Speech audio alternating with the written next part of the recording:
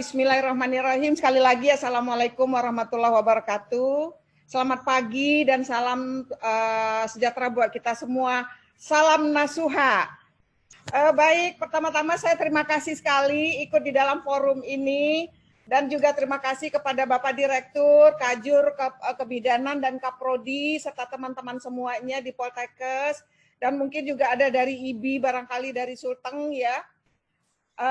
Saya sangat mengapresiasi kegiatan ini ya, supaya kita juga berbagi informasi kepada semuanya, dan ini sebuah kegiatan dari Poltekkes yang sangat inspiratif ya, yang bisa memberikan informasi kepada banyak orang.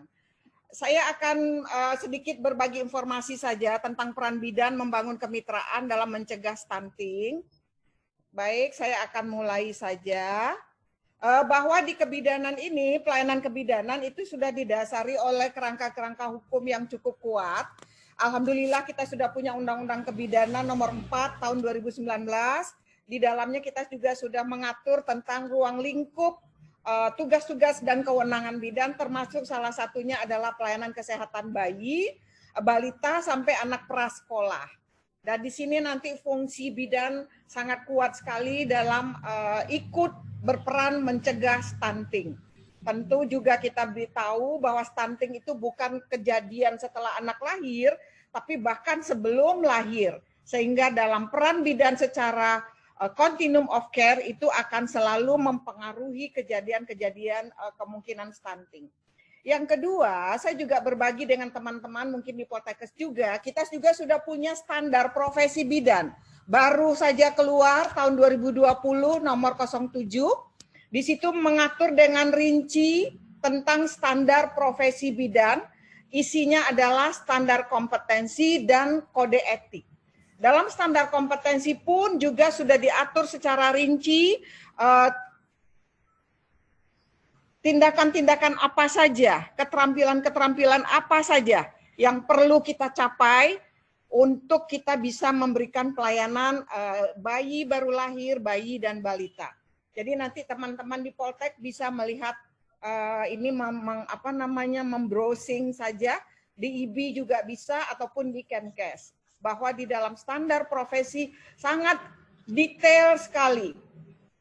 Untuk kita di pendidikan sangat penting sekali bahwa di dalam standar kompetensi ini kita menyusun standar kompetensi sampai kepada daftar masalah ya, dan itu sangat penting buat kita di institusi pendidikan menjadi rujukan dalam mengembangkan kurikulum. Nah, kemudian juga kita tahu di dalam Undang-Undang Kebidanan ini sebentar. Ya, nah kita tahu di dalam Undang-Undang Kebidanan, lingkup kewenangan bidan mulai dari pelayanan kesehatan ibu, pelayanan kesehatan anak, pelayanan KB dan Kespro. Ini dari kesehatan ibu kita bisa lihat secara sepintas mulai dari sebelum hamil, persalinan, pasca persalinan atau nifas, kegawat daruratan dan mendeteksi kasus-kasus komplikasi.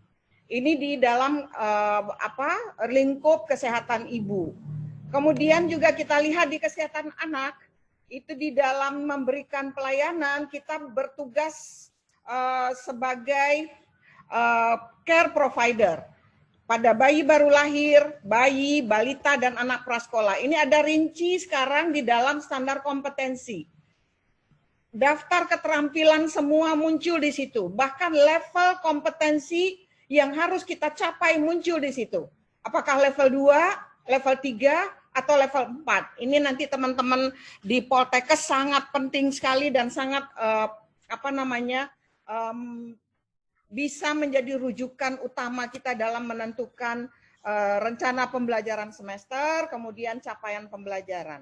Imunisasi juga kita melakukan, kemudian pemantauan tumbuh kembang, dan memberikan pertolongan ke gawat daruratan. Di dalam pemantauan tumbuh kembang inilah nanti sangat kental bagaimana peran-peran bidan ini untuk bisa memantau pertumbuhan perkembangan bayi dan balita agar tidak terjadi atau bisa terhindar dari stunting. Dan sekali lagi, stunting tidak terjadi pada saat anak lahir, Sebelum lahir itu sudah harus dicegah. Ini untuk kesehatan reproduksi dan KB ya. Saya melihatkan sepintas. Nah, kita lihat sekarang situasi kondisi sekarang. Di dalam data-data yang kita peroleh dari Kementerian Kesehatan, untuk angka kematian ibu kita masih 305, target kita 183, 2024, kurang 4 tahun lagi. Ini tugas kita bersama nanti untuk bisa mencapai target tersebut. Kemudian juga bayi, ini 24, target 16, begitu juga kejadian stunting. Nah, stunting ini yang penting sekali, kita bicara konteksnya sekarang pada kejadian stunting. Ini turunnya nanti sampai ke 14, itu sangat banyak sekali. Berarti butuh effort yang besar. Dan butuh tadi benar sekali ini temanya, konvergensi. Bagaimana menyatukan semua potensi ya untuk mengarah ke satu tujuan untuk mengurangi atau mencegah stunting. Ini nah kita lihat juga masalah kesehatan reproduksi dan tentu saja akan berakibat juga pada kesehatan anak. Ini memang kita itu agak sulit sebetulnya. Karena kejadian-kejadian atau masalah-masalah itu terjadi bukan pada saat ibu hamil saja. Sebelum ibu hamil pun kita sudah melihat 2 dari 3 remaja itu gizinya tidak kurang baik ya. Ini anemia juga pada perempuan 23 hampir 24%. Anemi pada ibu hamil hampir 50% atau 49%. Belum lagi kita bicara kurang energi kronik juga tinggi. Ini semua akan memberikan dampak terhadap gangguan pertumbuhan janin di dalam kandungan yang mulai berawal dari sebelum ibu hamil. Jadi tugas kita ini berat sekali, tidak hanya setelah dia lahir, kalau kita bicara konteks stunting, bahkan mulai dari remaja pun kita sudah harus memberikan edukasi-edukasi. Ini barangkali, nah ini ya. Nah, ini kejadian-kejadian yang sekarang data yang kita dapatkan ya. Gizi buruk, ini 2013, ini 2018, turun sedikit. Pendek dan sangat pendek, ini juga turun, agak lumayan. Kemudian kurus dan sangat kurus, turun, gemuk, dan ada turun juga. Jadi masalah gizi tidak sekedar kekurangan gizi, ternyata gemuk pun menjadi masalah. Nah ini juga yang harus nanti kita sampaikan. Target-target kita tadi stunting harus diturunkan tadi 14% ya. Jadi ini yang harus kita upayakan secara bersama-sama. Nah kita lihat tadi tugas kewenangan bidan ya. Tugas ini bisa dilakukan oleh bidan di tempat praktek mandiri atau di vaskes-vaskes lain. Bisa di rumah sakit, di puskesmas, di desa, atau di klinik-klinik, dan juga di tempat praktek mandiri bidan. Karena di dalam undang-undang sudah dinyatakan tempat praktek mandiri bidan itu adalah fasilitas pelayanan kesehatan. Tentu saja setiap kita di dalam melakukan tugas-tugas profesi dimanapun itu harus sesuai dengan standar kompetensi atau dengan kompetensi dan kewenangan, serta mematuhi semua aturan-aturan SOP-SOP yang berlaku, termasuk tentu saja kode etik bidan. Ini kita lihat peran bidan. Ini diatur di undang-undang sebagai pelaksana pelayanan, sebagai pengelola, sebagai penyuluh dan konselor, sebagai penggerak peran serta masyarakat dan pemberdayaan perempuan. Nah ini yang nanti akan kita kupas sedikit, bahwa semua pada akhirnya eksekutornya itu ada di perempuan, keluarga, dan masyarakat. Kita sebagai fasilitator, memberikan edukasi, memberikan informasi, sehingga bagaimana kita bisa menggerakkan mereka, memberdayakan mereka. Ini bagus sekali, bagaimana kemitraan-kemitraan dengan perempuan, dengan kaderkah, atau dengan masyarakat. Tidak bisa permasalahan ini hanya diselesaikan oleh kita saja sebagai petugas, bahkan tidak bisa oleh kita dari sektor kesehatan saja. Perlu potensi-potensi yang ada di masyarakat bergabung semua untuk mencapai upaya-upaya penurunan stunting ini. Dan sesuai sekali dengan peran bidan. Nah, ini juga peran bidan yang kita lihat sekarang dari data-data Riskesdas terakhir. Ini kita bicara dulu dari ANC, 82,4% ANC diberikan oleh bidan. Nah, ini yang sangat harus kita berikan perhatian khusus. Hampir ya 4 dari 5 ibu hamil periksanya ke bidan. Nah, ini bagaimana nanti tanggung jawab kita, tugas kita, feedback kita kepada masyarakat yang telah memilih bidan ya untuk menjadi care providernya. Nah, kita harus memberikan feedback yang positif karena mereka sudah mempercayakan dirinya kepada bidan. Ini juga dari 42%, separuhnya itu dilakukan di tempat praktek mandiri bidan. Ini belum lagi kita hitung di sini ada di Posyandu, itu udah jelas bidan juga. Belum lagi bidan di Polindes dan lain sebagainya. Jadi memang peran bidan mulai dari ANC, kemudian persalinan juga sama. Di persalinan 62,7% dan di tempat praktek mandiri bidan juga hampir 50%-nya. Begitu juga untuk pelayanan KB, dan kita bicara spesifik sekarang untuk bicara bayi. Ini bayi baru lahir, 51% itu juga dilakukan oleh bidan. Jadi memang tepat sekali bagaimana kita menggerakkan bidan, mendukung bidan, mensupport bidan, dan memotivasi teman-teman bidan untuk dapat memberikan pelayanan yang berkualitas.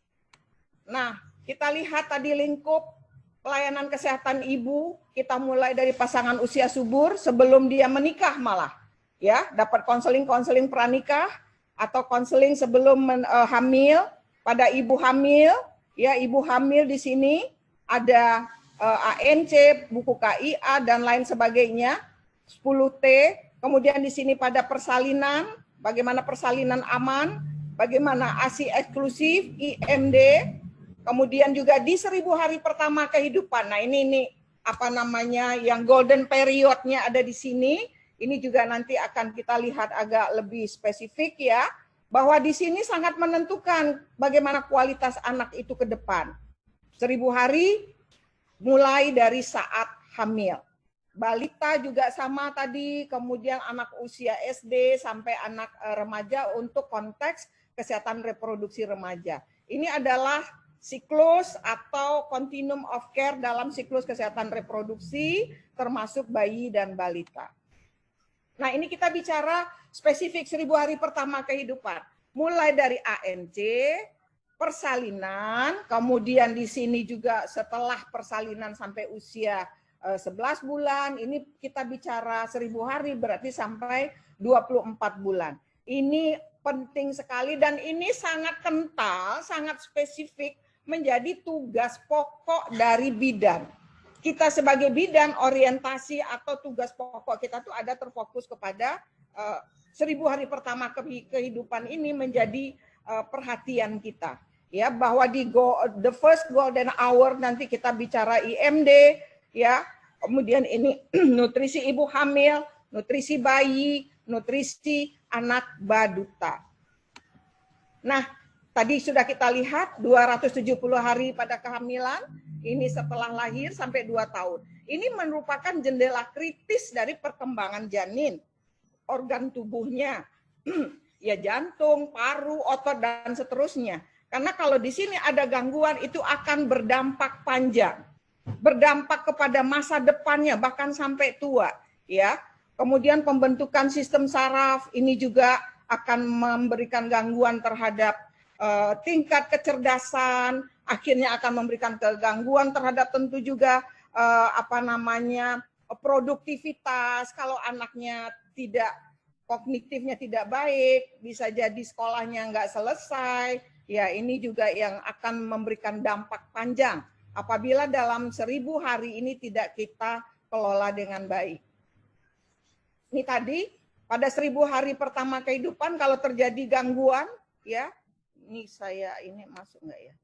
Ya, Nah, kalau ada terjadi gangguan dan memang tadi sudah kita ketemukan data-datanya, hampir 50% itu ibu hamil itu anemi. Nah, sekarang inilah bagaimana kita mengelola ibu-ibu hamil dengan anemi. Belum lagi tadi ada kek 27%, kurang energi kronis. Jadi ini sudah masalah pada masa hamil pun sudah ada masalah. Nah, inilah yang harus kita kelola. Nanti ini bisa kita kelola ini dengan baik. Kalau tidak tentu akan terjadi kematian, tapi kita tidak berharap. Kalau kita kelola dengan baik, ini nanti akan berdampak ya kalau kita tidak bisa mengatasi masalah. Dampak jangka pendeknya tadi perkembangan otak, karena tadi organ-organ tubuh dibentuk pada saat 1000 hari di 270 hari plus 730 hari. Itu akan berdampak kepada kognitif, ini akan dampak jangka panjangnya produktivitas. Kemudian juga ini pertumbuhan massa tubuh, stunting, nanti dampak masa panjangnya juga akan memberikan dampak terhadap anak pendek, tadi otaknya terganggu, karena stunting bukan cuma gangguan dari pertumbuhan, tapi juga perkembangan, nanti kita lihat di belakang. Ini akan terjadi gangguan metabolisme karena tadi pada saat 1000 hari tadi pertumbuhan, perkembangan organ-organ tubuh termasuk untuk metabolisme tubuh. Ini akan membuat awal-awal masalah ya, dia sudah punya potensial untuk mendapat diabetes, penyakit jantung dan lain sebagainya. Jadi besar sekali dampaknya. Makanya yang namanya SUN ya, scaling up nutrition itu menjadi program utama dari pemerintah sekarang ini. Nah, stunting ini adalah gangguan tumbuh kembang anak yang disebabkan kekurangan asupan gizi, bisa karena infeksi maupun karena kurang stimulasi. Nah, jadi tidak semata-mata gizi saja, tapi perlu ada stimulasi juga. Dan kita menghindarkan dari terjangkitnya penyakit-penyakit infeksi.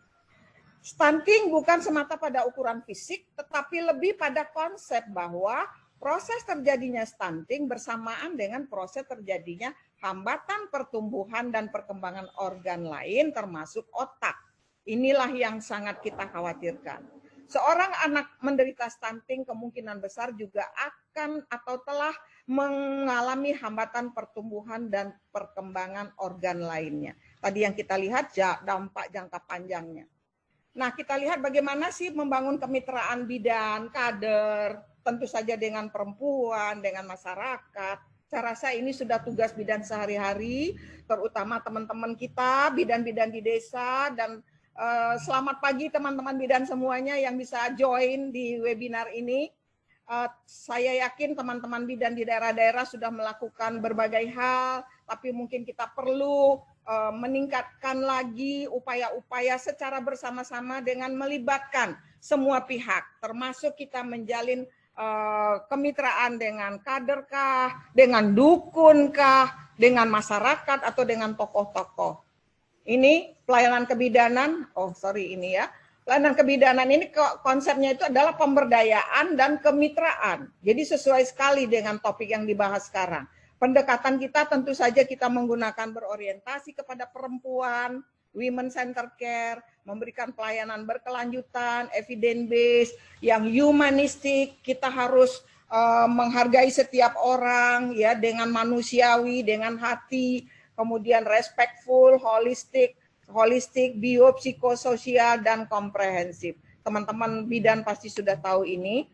Nah, ini bagaimana peran bidan ya? Bidan sebagai seorang tadi care provider menempatkan dirinya sebagai mitra perempuan, ya terutama dalam menjalani siklus kesehatan reproduksinya yang secara berkesinambungan. Bidan sebagai change of agent, karena kita tahu bidan-bidan banyak di ujung tombak pelayanan. Hampir 60-70 ribu bidan ada di ujung tombak pelayanan dan mereka adalah yang paling dekat dengan masyarakat, sehingga mereka merupakan agen perubahan karena dia ada bersama masyarakat. Dan juga asuhan kebidanan kita itu terfokus kepada dua hal, pada childbearing dan child rearing. Childbearing ini adalah proses kelahiran, Kelahiran bukan berarti pada saat persalinan. Sebelum dia hamil pun itu persiapan untuk hamil masuk dari proses childbearing. Ya, kemudian child rearing setelah anak lahir sampai berusia 5 tahun. Jadi ini fokus dari tugas pokok bidan. Tadi sudah kita lihat apa yang dilakukan, promkes, kemudian prahamil dan seterusnya penggerakan peran serta masyarakat. Ini kita lihat kemitraan tadi, kita menempatkan perempuan sebagai partner, ya, bahwa partnership itu sharing antara bidan dan perempuan, melibatkan kepercayaan, pembagian tugas dan tanggung jawab, serta berbagi makna dan nilai-nilai. Praktek kebidanan dilakukan menempatkan perempuan sebagai partner dengan pemahaman holistik. Kita melihat setiap perempuan secara utuh, biologi, psikologi, sosial, kulturalnya, spiritualnya seperti apa. Semua kita berorientasi kepada kebutuhan perempuan. Dan juga kemitraan didasarkan pada kesamaan pandangan terhadap permasalahan dan cara pemecahannya. Bahwa kita berdua atau kita dengan perempuan maupun dengan masyarakat itu harus sharing power.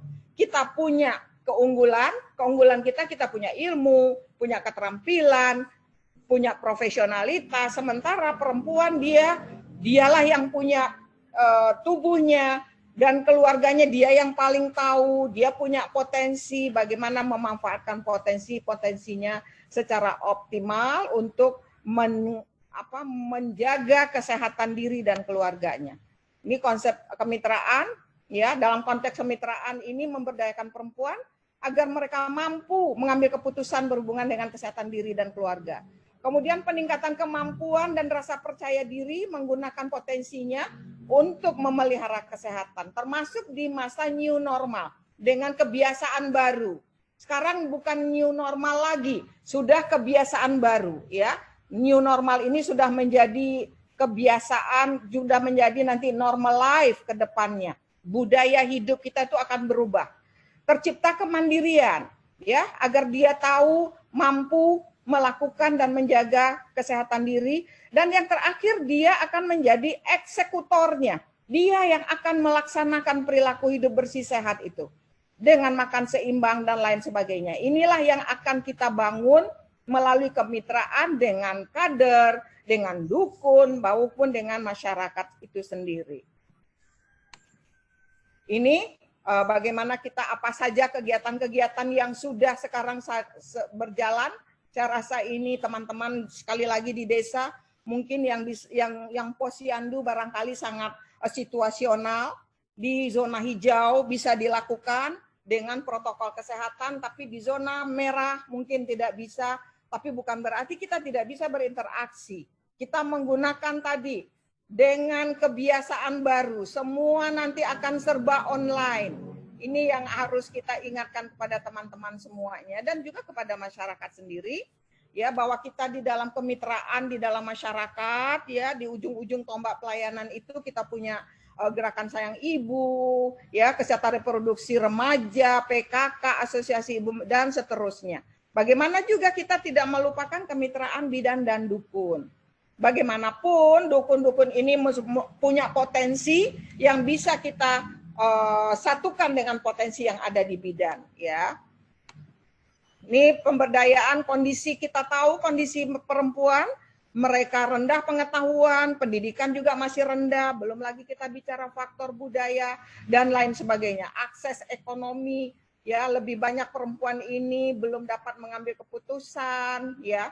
Nah, inilah yang diberdayakan oleh bidan agar perempuan-perempuan ini nanti indikatornya apa? Kalau perempuan itu sudah berdaya, ya mereka sudah kesejahteraan tidak bicara hanya melulu materi, ya, kesejahteraannya, kesehatannya, kemudian juga akses terhadap pelayanan, kesadaran dan percaya diri, partisipasinya dan perannya, suara perempuan itu didengar, baik oleh keluarga maupun oleh masyarakat. Inilah yang menjadi target kita dalam pemberdayaan perempuan. Jadi perempuan mampu menyampaikan aspirasinya. Pada pengelolaan kesehatan reproduksi dia bisa memutuskan saya seperti apa, dia bisa mengambil keputusan. Jadi ini yang masih sangat kurang di kita. Pengambilan keputusan oleh perempuan itu sangat belum maksimal. Sehingga terjadi kematian-kematian ibu, salah satunya juga karena perempuannya tidak berdaya, ya. Kalau kita bicara konteks gender dan lain sebagainya. Nah, ini juga bersama-sama kita membangun kepercayaan diri perempuan. Nah, pelayanan KIA di masa pandemi masih perlu. Tadi sudah kita katakan ya, cuman perubahan-perubahan, banyak menggunakan online, digital dan lain sebagainya. Pencegahan penularan, protokol kesehatan ini harus kita lakukan ya, telekonsultasi dan kelangsungan layanan KIA. Ini kemarin banyak isu di awal-awal, bukan isu ya, memang kenyataan. Banyak terjadi gangguan dari fasilitas pelayanan, utamanya teman-teman praktek mandiri bidan, hampir 10% tutup karena tidak siap dengan APD, ya, kemudian juga dengan berbagai alasan lain, sehingga tidak membuka pelayanan. Nah, ini akan mengganggu akses. Nah, sementara di desa atau di daerah itu hanya ada bidan misalnya. Nah, ini yang kita dorong teman-teman dan kita bantu memberikan bantuan-bantuan untuk pengadaan APD, baik dari pusat, dari IBI pusat, kami advokasi ke mitra-mitra, ke Kemkes, BKKBN, dari UNFPA, Johnson & Johnson, DKT, dan lain-lain. Ini usaha kita untuk mendukung teman-teman tetap bisa memberikan pelayanan. Kalau tidak, kasihan masyarakatnya. Ya, apalagi ketakutan-ketakutan sekarang mau pergi ke rumah sakit, itu juga menjadi hambatan. Mohon maaf Ibu, waktunya ya.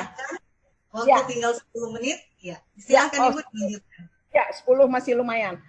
Jadi ini tadi kenapa ya pada ibu hamil ini penting sekali, kita harus memberikan ANC yang berkualitas. Karena tadi stunting terjadi bukan setelah anak lahir, mulai dari ANC. Nah, kita sudah punya perangkat-perangkatnya, standar-standarnya, ANC terpadu, terfokus, standar 10T, P4K, kita melaksanakan itu semua. Ini yang keterpaduan, kita tidak lagi melihat ANC itu hanya dari kasus-kasus obstetrik, tapi ternyata penyebab kematian banyak kasus-kasus penyakit penyerta. Itulah yang menginisiasi, yang menginspirasi, harus ada ANC terpadu tadi ya. Kita harus berkolaborasi dengan tenaga kesehatan lain. Apakah dengan tenaga gizi, dengan dokter, dan lain sebagainya. Dan ini untuk persalinan bersih dan aman, ya. Tadi ada hubungannya dengan stunting, ada. Karena pada persalinan ini kita juga harus mampu melakukan IMD dan memberikan asuhan-asuhan bayi baru lahir esensial.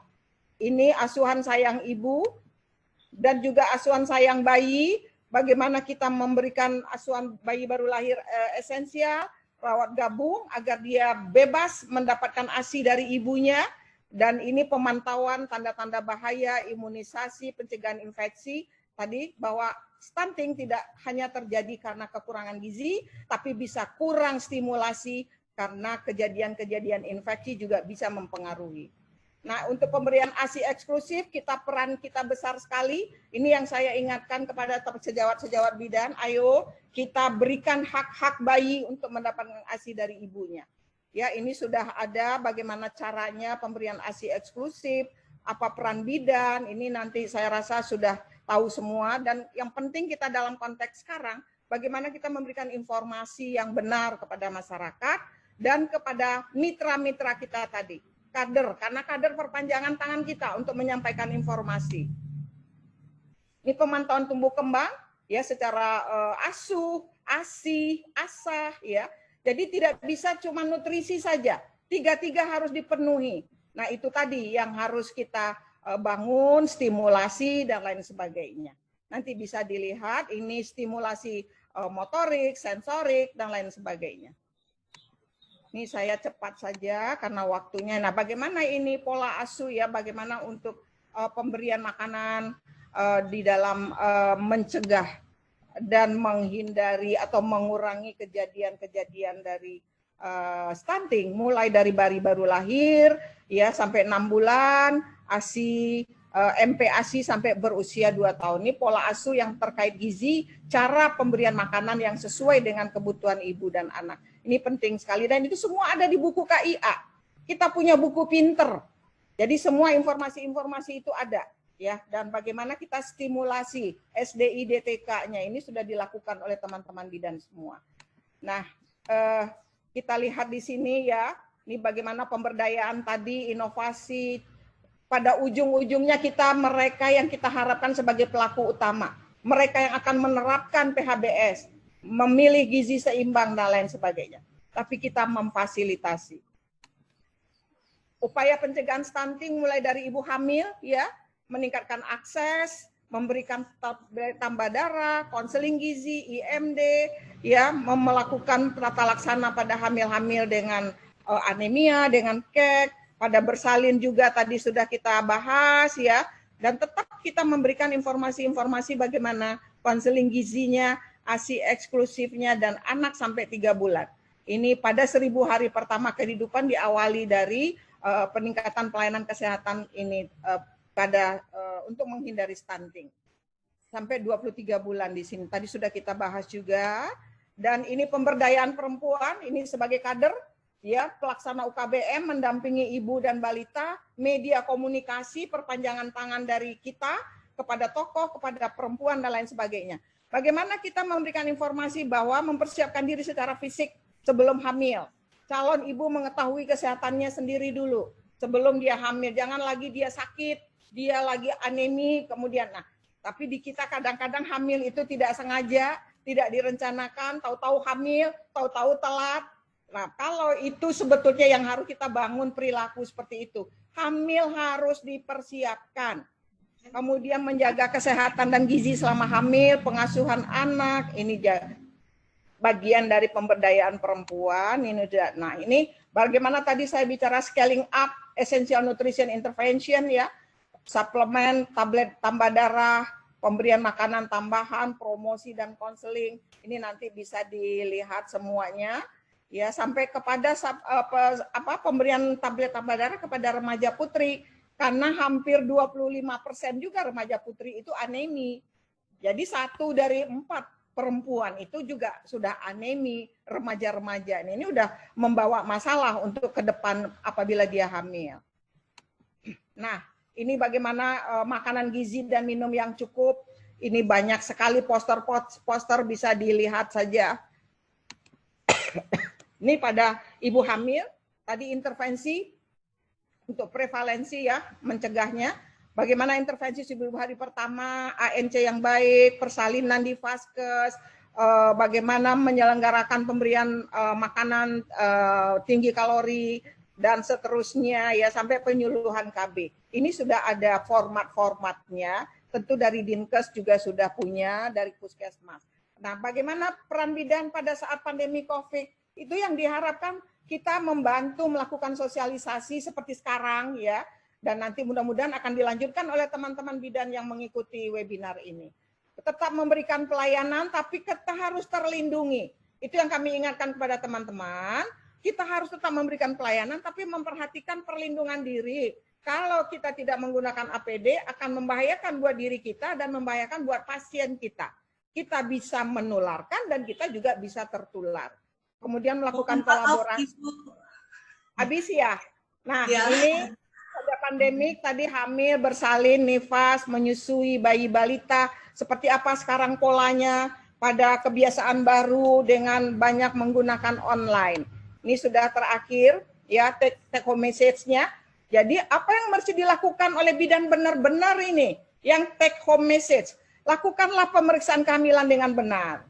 Persalinan dengan benar, nifas, bayi, balita, kita sudah punya standar semua. Kita sudah punya rujukan semua. Kita laksanakan itu semua, kita akan berperan besar terhadap pencegahan stunting. Ya, itu yang dapat saya sampaikan. Ini juga statement dari mantan Sekjen PBB bahwa bidan, guardians of the future. Jadi bidan ini memang bisa sangat diharapkan sekali sebagai mengawal masa depan manusia, bukan cuma bangsa Indonesia. Karena tadi, dari sebelum hamil sampai usia, kalau di kita 5 tahun, itu dia interaksi dengan bidan besar sekali. Ini yang dapat saya sampaikan, terima kasih sekali. Ya, nanti kita bisa diskusi. Terima kasih, Ibu Moderator. Terima kasih Ibu, materi yang sangat luar biasa sekali yang mengingatkan kembali kepada seluruh bidan yang ada di Indonesia betapa pentingnya peran bidan. Satu hal yang saya bisa catat di sini bahwa peran bidan dalam pencegahan stunting itu adalah sebagai change of agent, agen perubahan, ya. Bisa sharing of power dan sharing of resources untuk memberdayakan perempuan yang ada di Indonesia. Terima kasih sekali Ibu, materinya yang sangat luar biasa, dan sekarang kita akan masuk dalam sesi diskusi. Kami ingatkan, mohon izin, mohon maaf Bu Lisda, mungkin kita langsung ke materi Prof. Feni dulu karena beliau nanti jam 10 ada kegiatan yang tidak bisa ditinggal. Jadi pertanyaannya nanti digabung bersama-sama dengan pertanyaan dari Prof. Feni. Ya, baik. Ibu Emi masih bersedia untuk bersama-sama dengan kami sampai materi Prof. Feni selesai?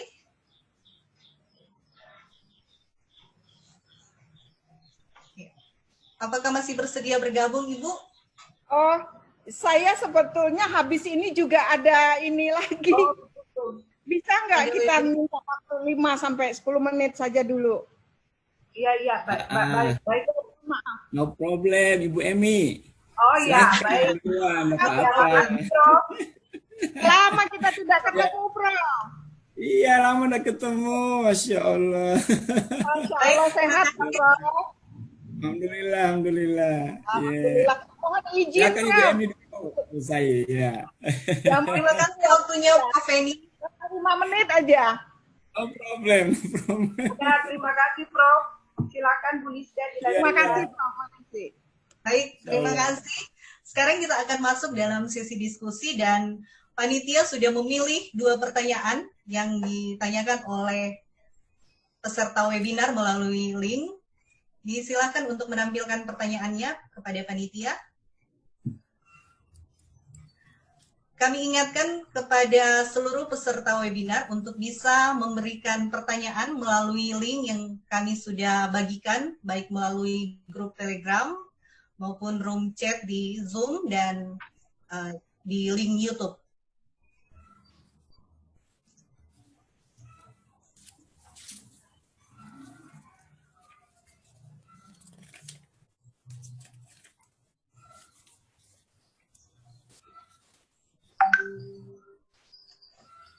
Ya, baik Ibu, ini sudah ada 2 pertanyaan yang dipilih oleh panitia. Saya nggak bisa baca semua ini, nggak terbuka Ya. semua.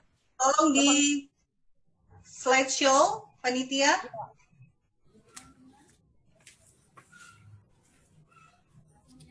Oke, saya bacakan saja ya Ibu. Mohon izin. Ya, pertanyaan pertama dari Fauzia Wartikasari AMD Cap asal dari Jawa Barat. Pertanyaannya, bagaimana cara menanggulangi anak yang sudah stunting atau yang kurang gizi yang diakibatkan oleh anak yang tidak mau makan dan tidak suka minum susu dan hanya mau mengkonsumsi nasi saja. Dan pertanyaan yang kedua dari Deviasi Indrawulan dari Sulawesi Tengah yang ingin saya tanyakan, bagaimana cara agar kita mencegah stunting pada anak dan apakah stunting disembuhkan atau bisa diperbaiki? Dan apakah stunting dapat mempengaruhi IQ pada anak? Mohon penjelasannya. Disilahkan Ibu. Ya, baik, bagus sekali pertanyaannya ya. Yang pertama, bagaimana anak yang sudah stunting karena dia tidak mau makan, tidak mau minum susu, ya. Nah, itulah yang kita mesti berikan informasi kepada orang tua. Makan yang bervariasi dari awal itu sudah harus diperkenalkan. Ya. Jadi ini karena kebiasaan-kebiasaan makan kita semua orientasinya ke karbohidrat. Ya, dan itu bisa diberikan informasi bukan setelah anak lahir, sekali lagi. Pada saat ibu hamil itu kita memberikan konseling gizi kepada ibu hamil. Ya, bagaimana gizi untuk dirinya, bagaimana gizi nanti pada saat anaknya sudah lahir. Nah, sekarang kalau dia sudah terjadi stunting, tidak mau makan, ya berarti kita harus konsultasi. Kalau dari bidan, konteksnya harus konsultasi. Karena nanti ada intervensi-intervensi khusus, ya, yang bisa diperbaiki. Nah, yang kita lakukan sebagai bidan, memberikan informasi dan memberikan makanan-makanan tambahan, ya, dan itu bisa nanti berkoordinasi dengan puskesmas. Nah, kemudian yang tadi stunting apakah dapat mempengaruhi IQ? Tadi kita sudah lihat dari patofisiologinya bahwa memang pada saat stunting itu tidak terjadi hanya pada setelah lahir, tapi sebelum lahir. Nah, pada saat itulah di 1000 hari pertama pembentukan organ-organ tubuh termasuk tadi otak, ya. Jadi kalau kita bicara nanti mungkin Prof nanti bisa menjelaskan lebih jauh ya, Prof Feni, bahwa bagaimana pertumbuhan otak itu terjadi pada saat sebelum lahir sampai usia 2-3 tahun itu sebetulnya 70-80% sudah terbangun.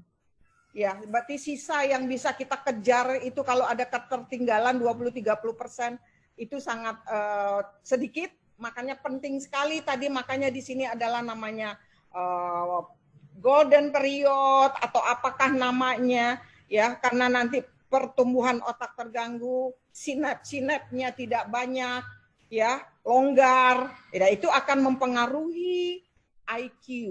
Tadi sudah kita sampaikan juga. Ya, jadi sekali lagi kalau sudah terjadi stunting, ini berarti ini sudah masalah. Ya, ini sudah terjadi masalah, kita harus berkolaborasi dengan maupun dengan dokter anak, ya, dengan tenaga gizi dan lain sebagainya. Tapi intervensi yang bisa diberikan oleh bidan, penyuluhan dan pemberian makanan tambahan. Kalau untuk mengatasi stuntingnya, intervensi dalam konteks medisnya, kita harus berkolaborasi. Ya, apakah masih seberapa persen bisa diperbaiki dan lain sebagainya. Tapi tentu saja upaya harus dilakukan. Dan itu sekali lagi konteksnya dalam kolaborasi dengan profesi kesehatan lain, dengan dokter anak, ya, itu perlu kita jalin kolaborasi dengan baik.